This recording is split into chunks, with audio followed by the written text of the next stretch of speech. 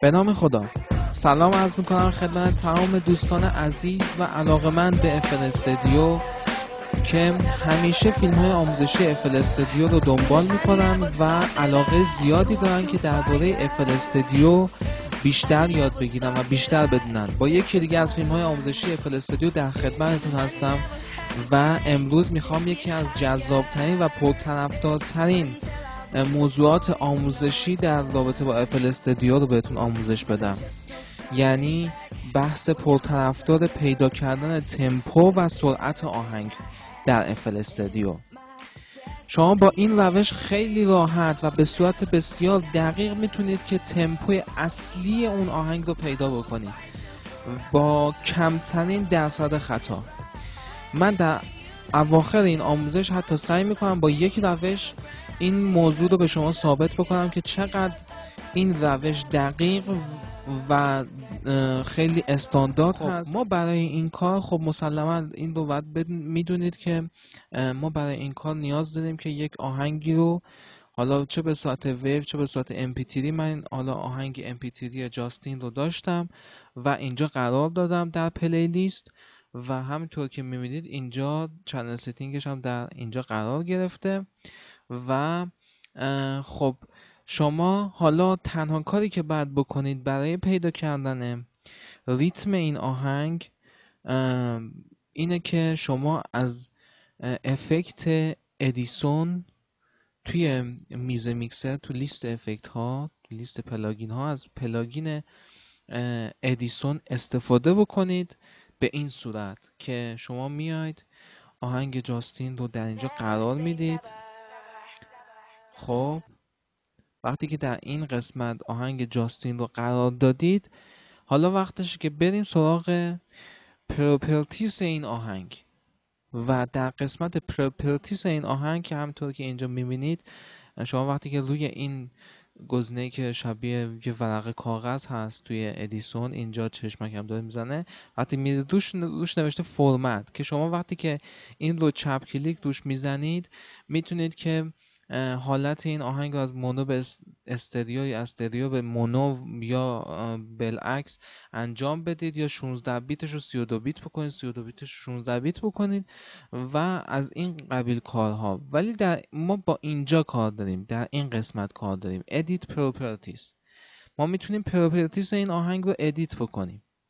خب همونطور که میبینید الان ما پروژمون 140 تمپوش و مطمئنا اگر ما اینجا در جلوی این چنل هایی که قرار دادم برای این آهنگ که بتونم ریمیکسش رو انجام بدم، جلوی اینها هم اگه ما استپ هامون رو بچینیم، به هر شکلی هم حتی بچینیم، مطمئنا اون ریتم دلخواهمون در نمیاد و با ریتم آهنگ جاستین اصلا مطابقت نخواهد داشت. پس ما میریم در Edit Properties، کلیک میکنیم و در اینجا میایم و ریتمش رو حالا میخوایم با افل استودیو پیدا کنیم. ما میتونیم در این قسمت، در قسمت آتو دیتکت، بیایم کلیک چپ بکنیم و در بین این گزینه‌هایی که اینجا هست دیتکشن فور سونگ رو انتخاب بکنیم.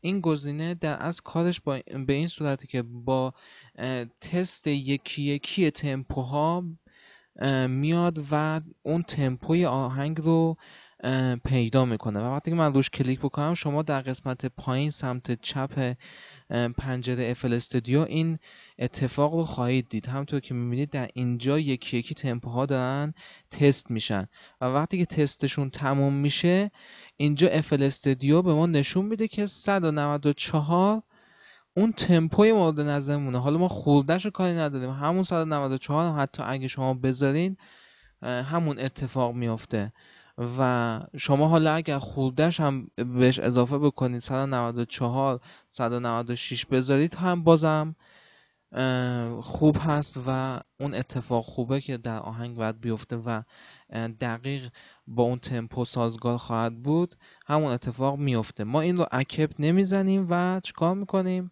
این پنجره رو میبندیم چون فقط میخواستیم ببینیم تمپوش چنده.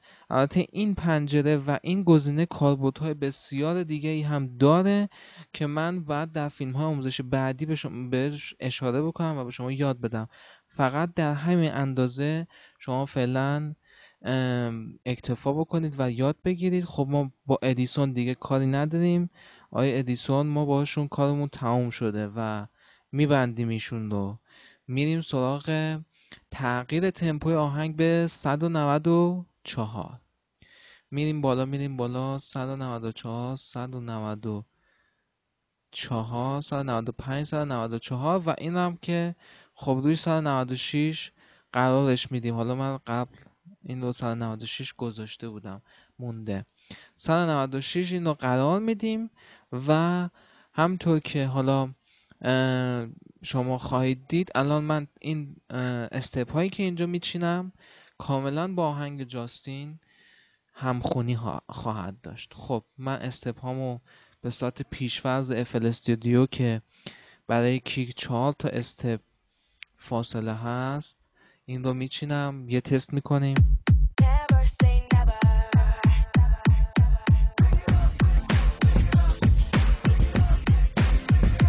خب همطور که میبینید سرعت درسته. حالا حالت استپ یه مقدار ناهمخونی داره. ما باید یکی از استپ ها رو اینجا کم بکنیم تا با اون سبک آهنگ جاستین همخونی بیشتری پیدا کنه. خب میبینید که همخونی خیلی بیشتری پیدا میچینیم.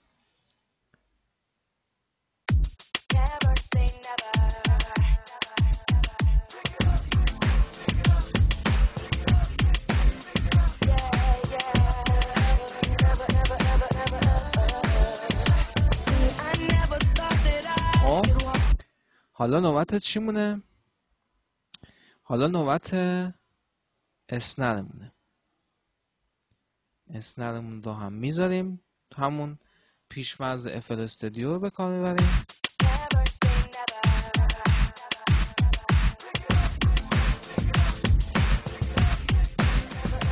همونطور که میبینید الان کاملا دیگه با آهنگ جاستین همخونی داره ریتم ما و ما داریم یه ریمیکس کامل رو انجام میدیم.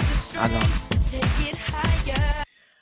ما بعد از اینکه حالا تمپو رو گذاشتیم دیگه میشه گفت نصف راه ریمیکس رو رفتیم و حالا با اینکه بازم میشه خیلی کارهای دیگه کرد ولی نیت ما توی این فیلم آموزشی بیشتر این بود که به شما نحوه پیدا کردن تمپو رو به صورت دقیق آموزش بدیم و من حالا میخوام توی این قسمت به شما ثابت بکنم که این روش حتی در مورد سخت‌ترین آهنگ ها مثل آهنگ های داب استپ که ریتمشون خیلی سخت پیدا کردنش هم کاربرد داره و همچنین انقدر دقیق انجام میده و انقدر دقیق پیدا میکنه که دقیقا همون ریتمی رو پیدا میکنه که اون آهنگساز برای آهنگش به کار برده. حالا شما به این صورت میتونید متوجه بشید که من الان در بین پروژه هایی که در این قسمت سمت چپ تو قسمت بروزر FL استودیو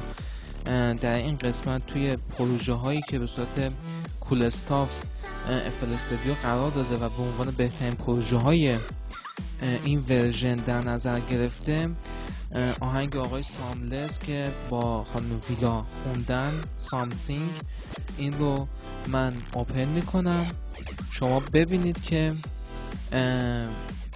به چه صورت این چیزش بوده، تمپوی آهنگش چند بوده و بعد میریم آهنگ MP3 اون رو میاریم در FL استودیو ریتمش رو پیدا میکنه. خب همونطور که میبینید این آهنگ رو تمپوی 124 تنظیم شده برای آهنگسازی. خب ما حالا میریم سراغ آهنگ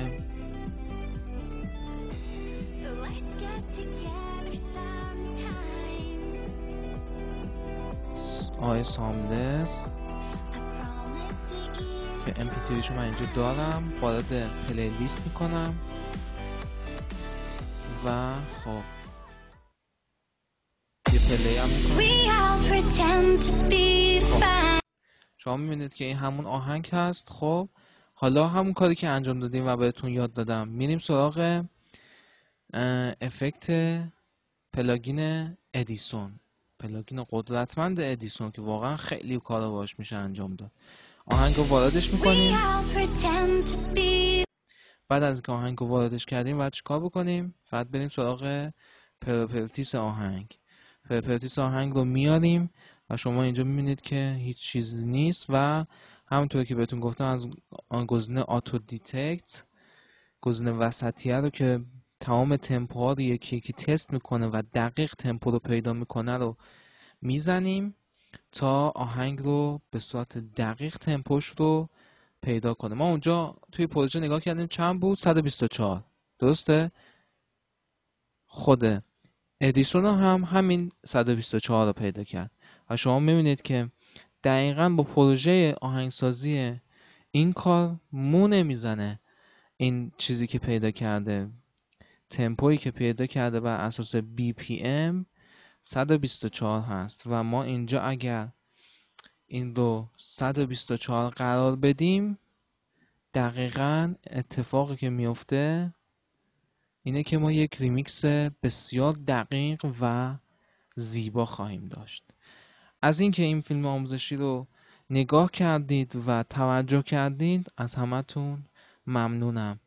تا فیلم های آموزشی بعدی، خدا نگهدار.